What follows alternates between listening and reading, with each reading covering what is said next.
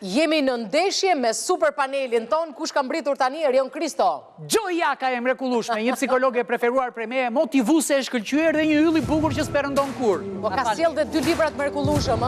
Po, nxirë librin këtu që ta për plasin e ekran time të bukur me shumë respekt dhe dashuri. Isha duke e shkruar dhe dashuri. Firma dhe datën. Po ti tregon kopertinën njerë, kopertinën. Vetëm Bardezi, duhet të rregullosh si prezantimin, se nuk jam psikologe, pedagoge shkencash. Por populli të kupton psikologe. Mos e shkruaj Erionit se bëri. Njerëzit duan që kur kanë hall. Psikologjisti ai me preferuar. Njerëzit duan me zgjidh hallet. Po. Ervin Karanja, një jurist i shkëlqyer. Ai është autori i Kolodokut radhës kaluar, një meme që ka përhapur në gjithë internetin. Harrove boshtin me gunga. Boshtin me gunga pra, po na thanë që s'është ajo. Po, është. Lexoje pak. Po direkt, po. Për Erion Kriston. Që puto Gjoj, ka që? Unë po. E bëra unë më gjatë kushtimin se ti. Suela Kocibelli, nuk e di. Një avokat e populli e shkëlqyer do kishe qenë Suela, po ju... E, kur ti Endri. Ju deputetët shokët e Zeqines, përveç Zeqines. Ashtu dhe. Dhe një pedagog i preferuar i Uetit që unë e du fort se është jurist me jë. Universiteti Tiranës, po.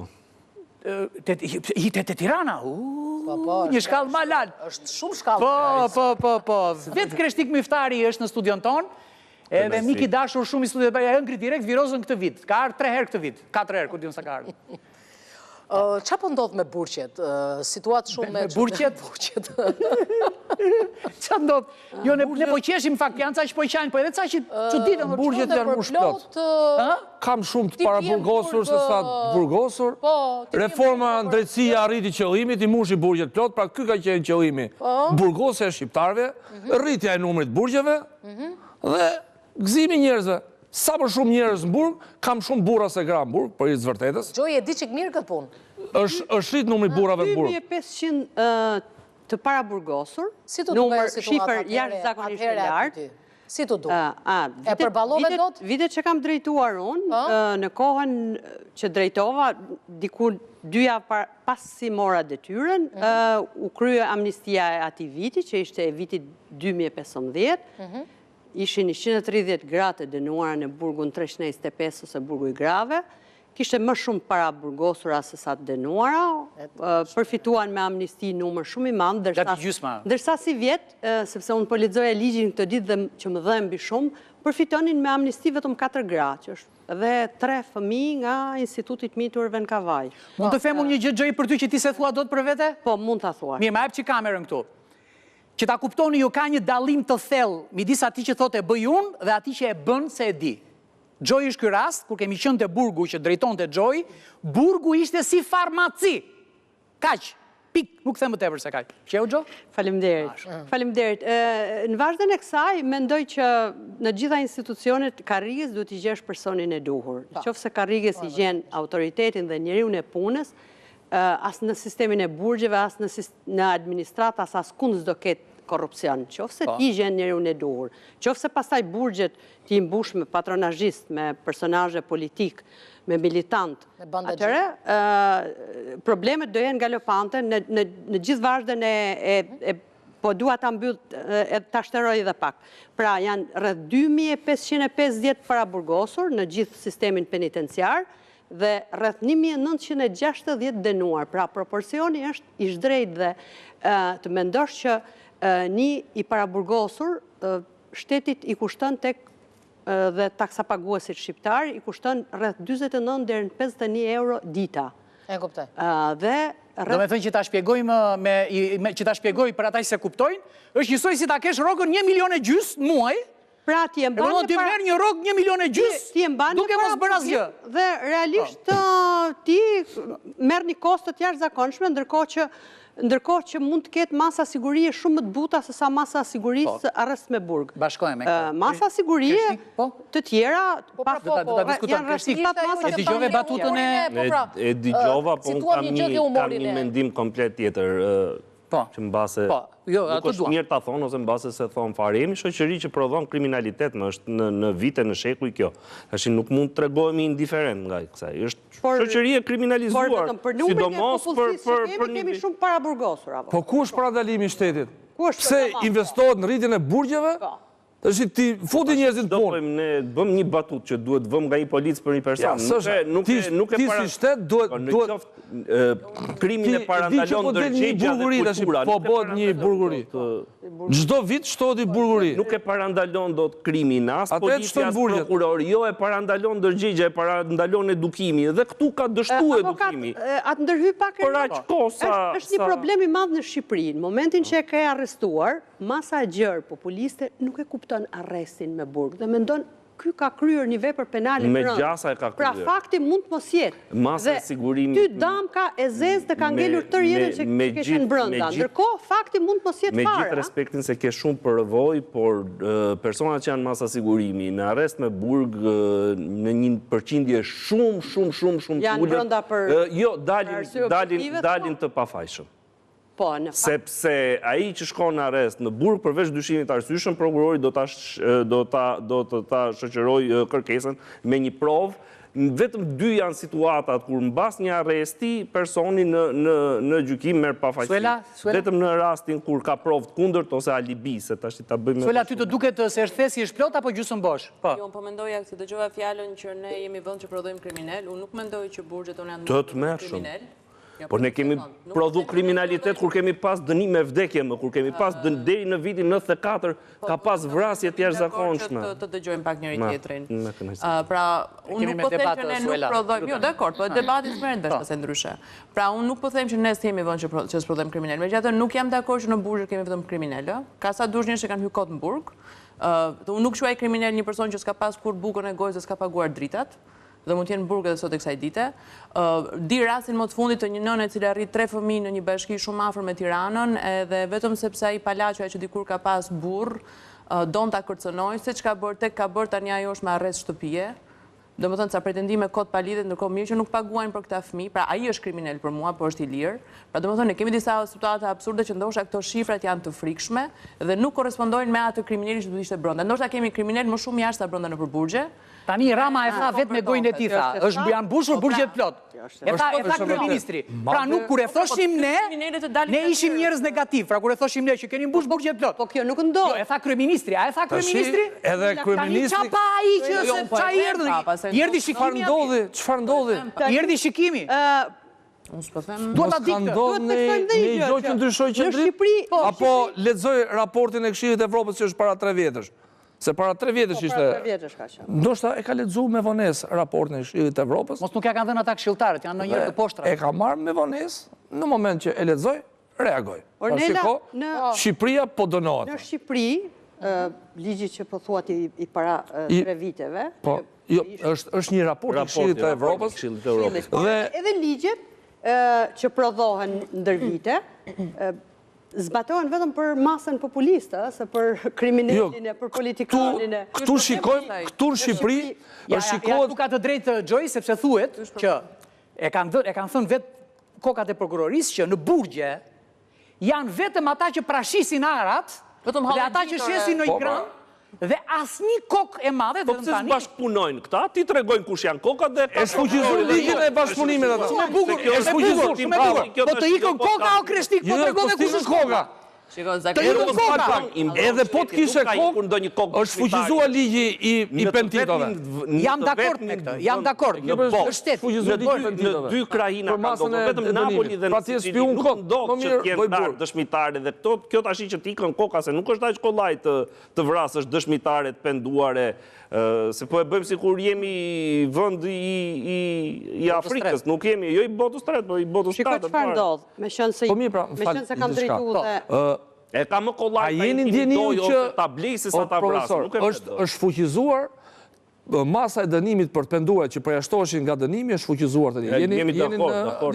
Pra dhe shteti nuk I simulon penditot të penduarit. Dakord, më nuk e pra ti të bosh spion, spionon shokët e dënosh prapë. Nuk do spionoj shokët, ai do përfitoj te vetja. Shokët e kanë harruar ato, nëse kanë. Çfarë përfiton ai tash? Që është fuqizuar? Përfitimin po nuk është fuqizuar I gjithë, është fuqizuar. Në 28 paragrafi 7 që përcaktohet ka parashikimin procedurial 37B-ja. Po edhe ajo është fuqizuar sepse lidhet me nenin Jo, nuk është fuqizuar ajo, ata kanë bërë aty një makinacion që e kanë futur nëpërmjet një Atëherë masë dënimit për të dënuar për pentitot, si do caktohet kur shteti ecë, pra vetë shteti pentitot që do t'i ndihmonte, problemet tjera të jashtëzakonshme në sistemin e burgjeve janë që me vetingun gjyqtarët dolen nga sistemi dhe të gjitha gjykatat sepse ka një perceptim të madh shoqëror që spaku.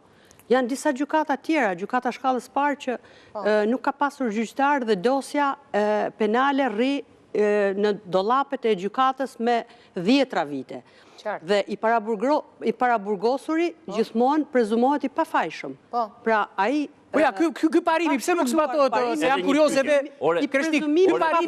Jam shumë pse nuk zbatohet ky? Dakord që kjo ndodh në vendin tonë dhe vendi jonë ka sistemin e drejtësisë të brishtet gjitha me radhë. Po në Europë, kush prodhon, kush janë kryesorët që prodhojnë kriminalitet? Mirë, po e quajmë që këtu është problemi I sistemit. Po në botë që në Evropë, po vjen keq, po do ta them.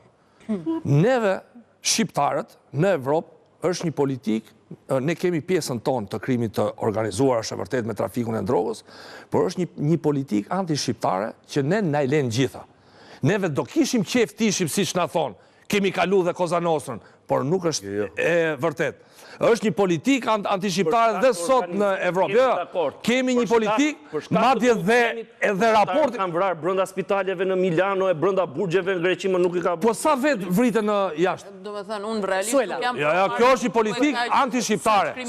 Po ta them, kjo është një politikë, falë, është një politikë fina, por realisht nuk besoj që populli shqiptar Po jo, më është mashtrim kjo. Tenton nga kjo gjëja, domethënë. Madje të fundit fare. Jo, ne po themi që është sistemi I drejtësisë kriminal. Jo themi që janë shqiptarë. Po është tjetër temë. Po që thosh që shqiptarët janë kriminalë që shkon. Nuk po e thot asina ju. Gjyqtarët nga Afrika se mos dënohen ose se mos gjykohen, fusin në burg çdo njeri që vjen përpara. Absolutisht. Kur ka vetëm një kriter, kriteri thot kështu. Absolutisht. Është I rrezikshëm për shoqërinë që do të mund ta kryej prap krimin ose të zhduk provat. Për një pëllëm nuk të fut tjetri burg. Madje Erion, të lutem dhe Ornela, e kupton çka ka ndodhur këtu? Sa me lehtë vepra penale. Kriminali nuk është populli, kriminali është gjyqtari. Kriminali është prokurori që fut njeriu në burg që t'i rjepi 7 lëkurë. Ky është thelbi problemi. Dhe këtë gjë nuk e ka kuptuar vetëm unë, por e ka kuptuar dhe kryetari I gjykatës lartë. Kryetari I gjykatës lartë. Ja, tani ta mbyll. Kryetari I gjykatës lartë ka thirrur të gjitha mendjet dhe ti do të shkosh patjetër. Ka thirrur kryetari I gjykatës lartë. Qendrona ajo burrësi. Që dënohen hallexhit. Fjalësi. Burgjet janë mush me hallexhi. Se ai që është I mençëm nuk bin burg. Edhe që ka gjethet. Ama ai që është I mençur pse nuk e ka ngrënë kot edhe të mençurit tani çfarë po thua? Ai që është I pasur s'bin burg. I mençur që ka para. Pra, po I mençur se s'ta them. Avokat Kristos, pas asaj që tha, veprat penale të lehta dhe mjeranët dhe ata që nuk paguajnë dhe që në pjesën më të madhe të kohës s'kanë avokat kryesisht dhe s'kanë mundësia të paguajnë avokat, për shumë ta 2 avokatët s'kanë fuqi, masa e thjesht me vepra penale të thjeshta dhe nuk bien në kontakt me të, si thot Suela. Dënimi mundshëm është 2 fish me një kriminal, ose me një që ka bërë kontraband të jashtëzakonshme droge ose kontraband të llojeve të ndryshme një vepër tjetër penale, sepse ai e ka buxhetin plot dhe ka mundësi të paguajë avokatin, prokurorin dhe shumë të tjerë. Kurse ai Mirani që ka rënë për një vepër të lehtë penale, mund të rrimë se kjo është akuza reale. Me vite të thënë vetë nuk kanë kohë. Unë nuk mendoj se është ashtu. Nëse është hallexhi nuk e çaj merr. Italianët kanë një shprehje, sidomos avokati prokurori e Lebron. Edhe pagu shteti për të. Po nuk ka çfarë I merr, pra nuk është synimi për ta vjelur, për ta mielur, siç është ajo Poljelor ndaj Bidoki, me nxjerr Florin nga Morracaku.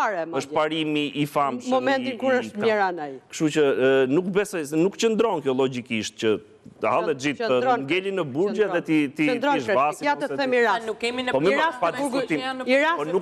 I rast flagrant të Burgu i Grave. Nuk e bën praktikën një rast. Ishte një zonjë që ishte dënuar 8 vite vetëm për një rast të dhënjes me qera të një shtëpie aktuale me qera. Pra i vepër penale që mund të dënohesh 6 muaj dhe ishte dënuar 8 vite. Po kjo kështë e vrarë. E kishin futur në grup të strukturuar kriminal. Zonjen që ishte larguar nga banesa, sepse kishte dhënë dyer me qera, bashkëshortin e kishte tetraplegjik, nuk kishte punë, kishte 4 fëmijë, 2 prej tyre i kishte me epilepsi, dhe do me thënë këto e kishin shkatuar komplet familjen. Një dënim të tillë, do me thënë, është ta shkatuar totalisht. Po janë gjyqtarët që thashon. Dhe unë madje atje e kam ndjekur. Tani si e gjykoni lëvizjen, jo duhet ta di. Kategori, pse nuk merren, pse nuk shkojnë të punojnë, po merren, jetojnë me Tu është punë e shtetit. Tu shkojnë të bëjnë pastrues, të bëjnë. Tu duhet ndrysh shtetit. Tu pra Suela. Po i duhet ndrysh shtetit. Po nuk i qenë ajo lloj punë. Shteti mos bëj burgje të reja. Po lekët e burgjeve hapi vend e punës. Kur të ikim, të shofësh çfarë ndodh në produkte të Tiranës. Politika sot është temë fort shumë kjo. Po sa numra? Të gjithë. Po çaja? 100 janë mbyllë, rrotulloj nga duash 100 vete. Të gjithë më duan të jetojnë në atë lloj mënyre. Jo, një sekond, ajo 100 janë do të ngelët ty. Po tash drog pihet edhe në Perëndim. Jo, nuk po flas, po flas. Po mi bën drog, nuk duan të jetojnë nëpërmjet punës, nuk duan të jetojnë. Unë mendoj që nëse njerëzit po e tregon kjo fshesaxhi në rrugë, nuk ke punëtor social. Po si monitoroj askush dhe po si mbështetje askush dhe po s'kan dhe frikën, pra ta dinë që ky gjyqtari bën çfarë doj populli, pastaj në fund fare populli i fortë kanë fjalën, nuk do mësojnë asnjëherë të bëjnë gjëra. Dhe prandaj ne kemi ligji është konceptuar për të qenë represiv. Ligji nuk është arsyetim, se po të funksiononte arsyeja nuk do kishim. Po më si shpjegohet që këtej bën ligje represive, ne bëjnë amnisti. Ka Kristo dhe këtë sa kuptoj. Ajo është politik penale, pastaj. Jo s'është politik penale, është politik idiote. Idiote. Sepse ti se mbush dhe e zbraz. O e mbush, lëre mbush. O e zbraz, lëre zbraz. Për shembull ligjet, kush i bën ligjet këtu? Kush i bën? I bën ligjvënësi. Ajo që përmeni zotria pak më parë, që zihen për punë prasësh, për gjonat. Dhe kur kalojnë ligji, se kanë mendjen. Ata zihen me njënitetin pse më shave dje. Pra, debatin, jo, po është tjetër, sepse ty sot, jo, po prit më fal pak. Ke qenë prokuror më. Atëre, po prit të them. Njerëzit që po bëjnë ligje janë jo kompetent. Po bëhet parkimi dysh vepër penale. Po të dënohet shkue jashtë shtetit për qëllime seksuale vepër penale. E ka gjithë bota, është turizmi seksual i të miturve. Po s'është për të mitur e mëra. Jo, është vetëm për të mitur. Po ti e ke lexuar ligjin ti? Neni 114.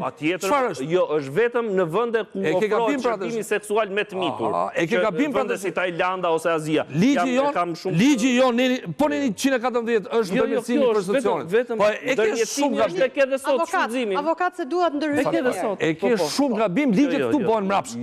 Dhe qëllimi politikanëve është që të mushin burgjet. Turizmi seksual është një krim i ndërfill seksual dhe është në gjithë botën. Unë jam me ty të ndëshkohet krimi i miturve. Ka ligje. Po është nëse shkojnë në Tajland, në konceptin, në kulturën e atyre të kryesh marrëdhënie seksuale, me të mitur nuk është problem. Dhe shkojnë për epshin, për dëshirën seksuale. Po me drejtat e njerëzit, minimumi drejtën e zërit, që tu ta ngrejmë. Domethënë realisht kur thuhet që, shikoj, ligjet i bëjnë persona që s'din as ç'është bëhen ligjet, as ç'a bëjnë megjithëse janë kriminal vetë, e thënë në këtë aspekt, atë ç'a presim ne nga ligjet, sepse po këtu thuhen disa fjalë që janë kyçe. Pra ja, kjo po thuhet, që dhe kjo është rezultati dhe kjo është pastaj faktika, ndoshta nuk janë ekspert, nuk kanë mësuar kurrë, si janë për atë punë dhe sot ata na e bëjnë ligjin neve. Pra e bëjnë ligjin, ma ligj, s'po merret veç çfarë do të thënë kjo ta. Do justifikojmë ata. Jo, nuk justifikoj. Pra në që këtu nisi problemi, jo po këtu po them, sepse kur ne kemi një problem, do t'i gjejmë rrojën problematikës. Pra ja ku ke po prapë një problematikë shumë kryesore. Ligjin e bëjnë persona që s'duhet ta bëjnë. Këtë ligjin dhe pastaj e zbatojnë ata të tjerë. Po ai Kreshtiku e tha po që në sekondën e parë atë. Çka ka për të kundërshtuar? Po pse ta mbajmë ne këtë? Kështu s'ka problem, jemi në rregull ne. Ore, fakti që ka njerëz për burgje vjen nga fakti që s'ka njerëz më shumë parlament ose ka drejt Kreshtiku. Se i del keqes para. E kupton, këta i dalin keqes na mbrapa ose mra. Ata zgjen kur diskutohet ligji në seancë plenare që duhet dalin një problem, ata zgjen për brek të njërit e tjetrit. Ata zgjen për çështje brekësh. E kupton, u ngritën të tërë. Jo jam brek koç. Dëgjoj. Naçi kamerën këtu. Ai tha kështu. E dini ju se çaj bëjmë në parlamentit, i tha? E dini se çaj bëjmë parlamentit, tha që keni fyer shoqën ton. E kupton? Unë s'po them që fyerja është e drejtë, përkundra se është e gabuar. Po dhe pala tjetër ka fyer sa i ka dash qefi. Dhe po, do me thënë djeg parlamentin për brekte asaj, ë? Ky është qëllimi, nderi i gjithsekujt është nder individual, personal, vetëm Zoti ka drejta ta gjykojë. Po na mbyten pafshët, pra këtë po them vëllai. S'është punë pa dhe pafja këta që votojnë ata. Jo këta që i çojnë parlament janë paftë. Se këta po i çojnë populli, këta, ky që është burg, gjithë burgjet votojnë për partinë. Një sekond. O Gjoj, është e vërtetë që gjithë burgjet votojnë për partinë. Është e vërtetë apo? Cila parti është? Mbaron votimi për 4 sekondë. Amnistia prandaj. Parë cila parti është? Edhe amnistia është gjysmake. Për sa kohë populli përpara numra. Amnistia është.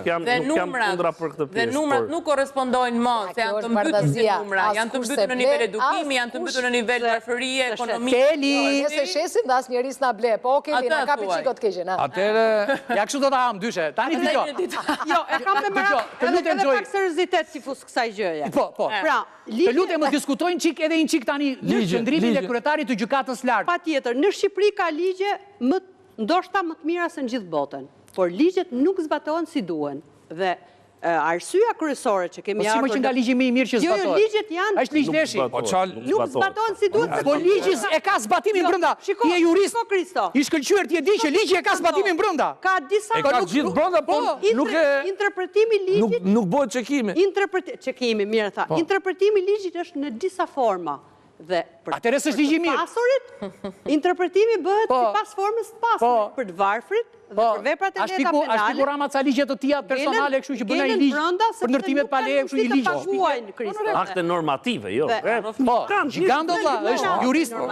Kot të them ty profesorun. Kot të them ty profesor është ai që shpik ligje. Ka kështu ujë lehtiz atje? Të bëj një pyetje. Sepse ka pasur një shqetësim ti bëjmë për burgjet e grave. Po të lutem se, ma oqe këtë se e kam për ta mbaruar. Shiko pse e kam merak, po ta them. A ta mbaroj pyetjen? Okej, a ti përgjigje mua sa shumë shkurt. Kam thënë këtë, kam bërë para shumë vitesh, kam bërë këtë shkrim, quhet pranga për statistik. Dhe ja thosha shqiptarve, vlla, po arrestojnë njerëz kot për të thënë televizor për terror televiziv. Kuptojeni se po bëni buta. Tani kryeministri pas ja 7 vjetësh, 8 vjetësh thotë që si fusni njerëzit në burg, tha. E tha kryeministri, jo unë. Në qoftë se kryeministri është i shqetësuar për këtë çështje dhe kryetari i gjykatës lartë. Tani këtu po mbrojnë veten këta apo kanë hallin ton? Këtë më shpjegoni mua. Unë po ta shpjegoj me pak fjalë. Motivi dhe shkaku që është shtyr kryeministrit ta diskutojmë. Pse? Por unë e shoh që është një qëllim pozitiv. Çik vonë, çik me vonesë është për vërtetës. Kur i erdhi veza vet ndoshta, por neve tani shqyqyrët patën të bëhet një praktikë për qytetarët. Unë kam i mendim tjetër, por shqyqyrët do bëhet. Gjykata e lartë nuk mund të mbajë qëndrime të ndryshme. Pra, ky është vendim unifikues për gjithë. Është pozitiv kjo?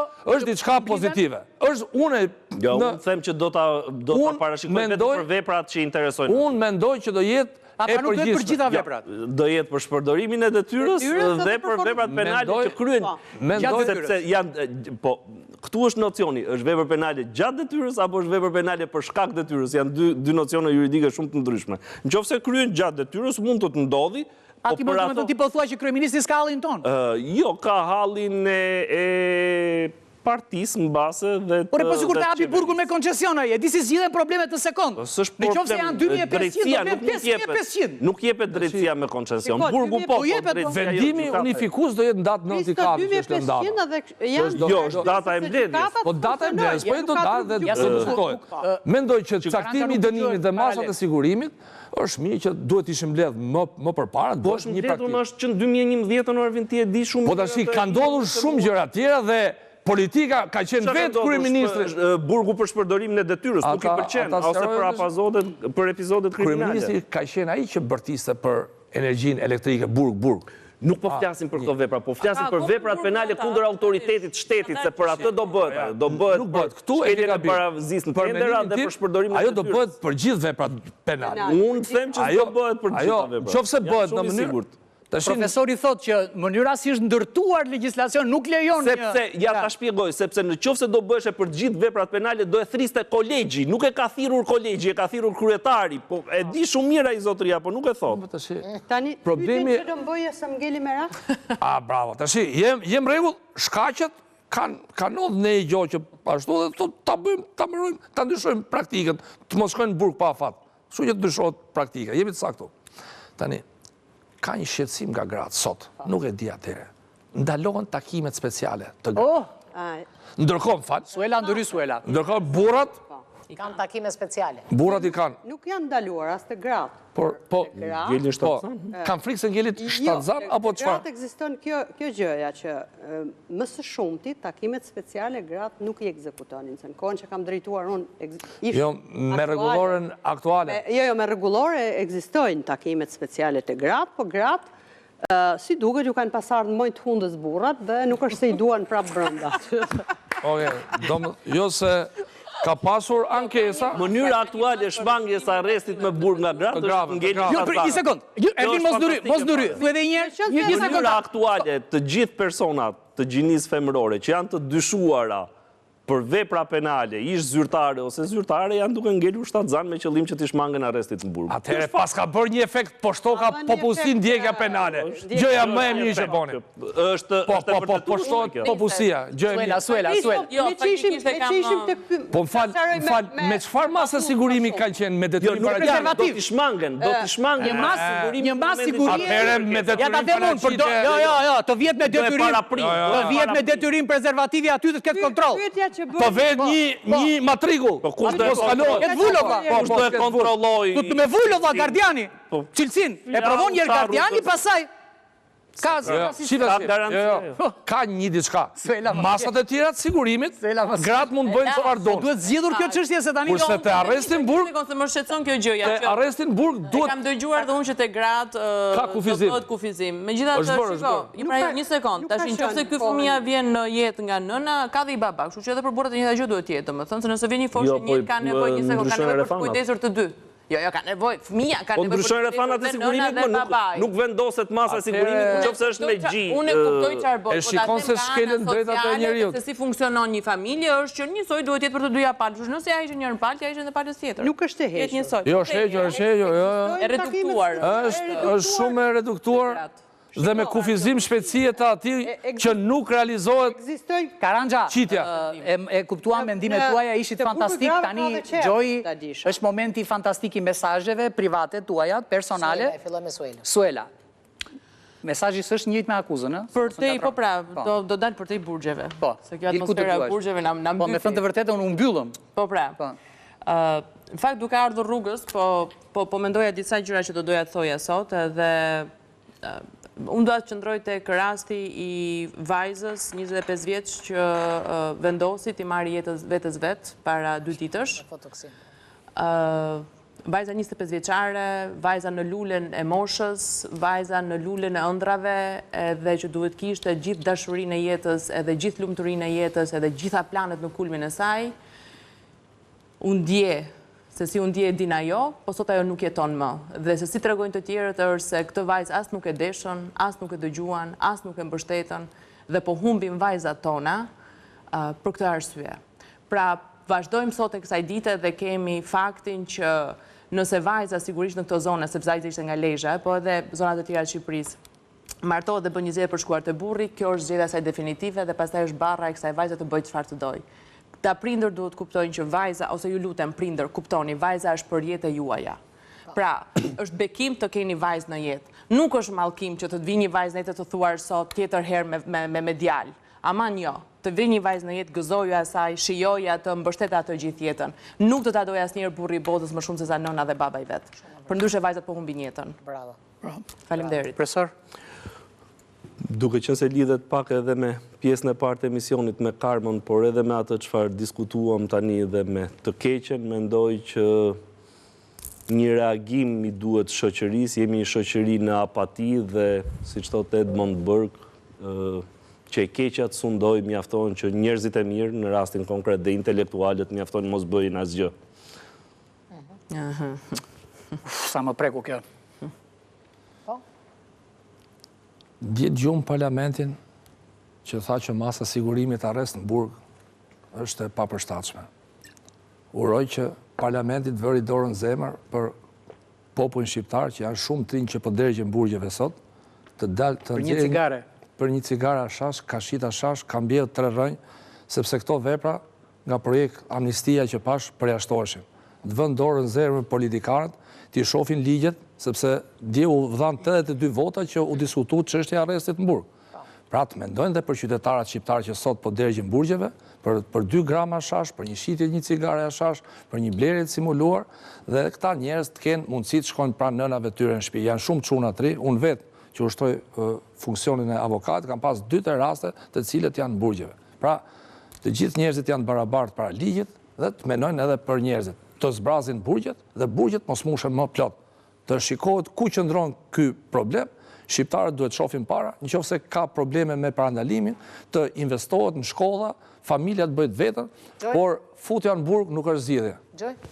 Unë i bashkohem mesazhit të 3 kolegëve, por në respekt të misionit dhe në respekt të mesazhit, unë hodha 2-3 fjali në letër dhe dua t'ju drejtohem gjithë prindërve shqiptarë. Ka një përgjegjësi që shpesh nuk e shohim, por që fillon brenda shtëpisë. Kur rrisim djemë duke mësuar se zemrimi është forcë dhe se dhuna është mënyrë për të fituar respekt, ne po ndërtojmë një shoqëri ku frika kthehet në normalitet. Kur një djali ushqejmë dëshirën e dukjes para asaj të edukimit, së pari kemi dëmtuar fëmijën, pra fëmijën tonë t'je ke dëmtuar, pastaj ke dëmtuar shoqërinë, shkollën, familjen, edukimin dhe vajzat për t'ju bashkangjitur mesazhit që dha kolegja ime Suela. Po ashtu kur rrisim vajza duke mësuar të heshtin, të durojnë, të përulen përballë padrejtësisë, ne po i mësojmë ato të pranojnë dhunën si fat. Pra nuk është dhuna fat, por ti duhet ta zgjidhësh me patjetër këtë fat. Nuk e ke mbështetur nëse i thua burrin duhet ta durosh, e dashur nën ose i dashur baba, sepse burri është burr, vllait duhet i shërbesh, sepse është djali i shtëpisë. Ti këtë vajzë po e dhunon që në bazën e familjes dhe po i krijon një problem të jashtëzakonshëm të cilin ajo do mbart në ndërgjegjen e vet ndër vite dhe ndonjëherë mënyra se si ti ke rritur dhe edukuar këtë vajzë do ngelen shenjat e saj gjatë gjithë jetës. Shumë nëna i duan fëmijët e tyre pafund, këtë unë nuk e vënë dyshim fare. Por dashuria nuk mjafton nëse nuk shoqërohet me edukim dhe me respekt, njësoj si për djalin ashtu dhe për vajzën. Qofse ti gjithnjë vëdor ose vëdor ndryshe e shpreha kujdesesh vetëm për djalin dhe nuk kujdesesh mjaftueshëm për vajzën, për t'i treguar që rruga e drejtë është njësoj si për djalin si për vajzën, ke bërë një dëm të madh shoqëri, sepse nuk po rrit një vajzë dhe një djalë për të qenë bashkëshort të mirë nesër. Djali duhet mësoj se forca vërtet është të kontrollosh veten dhe ta respektosh tjetrin në të gjitha rastet. Dhe për ta përmbyllur, dije mirë se dhuna nuk fillon në momentin kur ndodh krimi, për ta lidhur dhe me temën. Ka filluar që në gjenezë, qofse ti nuk je kujdesur mirë në familje dhe shkolla pastaj nuk e ka trashëguar këtë kujdes dhe këtë edukim, ne nuk do kemi një shoqëri dhe trinj të sigurt për të ardhmen e nesërme. Duhet të rrisim dhe të edukojmë fëmijë të mbar për një shoqëri të mbar. Me respekt për këtë emision dhe për 2 drejtuesit e emisionit, nga Gjoj Jakaj, autore librash për adoleshentë të rinë dhe gratë të dhunuara. Faleminderit, i thanë të tërë? Jo, mund ta themi dhe një gjë, duke qenë se jemi në kuadër të diskutimit për dënimin dhe ndëshkimin, një mesazh për rinë shqiptare është nga një shprehje anglisht, if you can't handle time, don't mess with crime. Okej. Shumë e bukur. Prit, kam unë një. Ka një zgjidhje shumë të mirë për burgjet, që unë e rekomandoj në një formë dashamirëse, për shembull që të qetësohen njerëzit që janë në burg, për shembull që të flenë rehat. Ka një metodë, po këtë mund ta bëjnë të gjithë njerëzit, dhe ata që janë jashtë burgut, se edhe njerëzit që janë jashtë ndonjëherë janë si në burg se nuk flen tamam. Dorelanin do thosh. Po Dorelani është zgjidhja e përkryer. Ka 50% zbritje deri në 29 mars, rendin për 4 pika, 3 pika sa janë atë 4 anë të Tiranës. Ku të shikoni Dorelan, futuni, rrëmbeni jastëkun më të mirë, çarçafin më të mirë, krevatin më të mirë, që të flini të paqë se po fjetët mirë, nuk bëni krime, nuk jeni si të pirë. Vetëm mendosh që në burgje kanë shumë nevojë. Shkojmë në akuzë. Po, tender direkt me burgun.